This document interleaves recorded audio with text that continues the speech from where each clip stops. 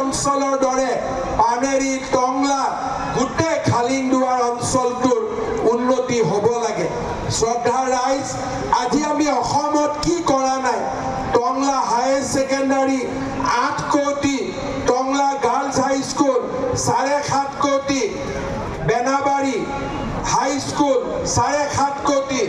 অৰ্থাৎ আজি আমি বিটিআৰক যিমান পাৰোঁ আমি সহায় কৰাৰ বাবে চেষ্টা কৰোঁ, কিন্তু দূৰৰ পৰা সহায় কৰা আৰু নিজে সহায় কৰা তাৰ মাজত পাৰ্থক্য আছে। মোৰ মনত এটা ইচ্ছা, মই যাতে দিছপুৰৰ পৰা সহায় কৰিব নালাগে, মই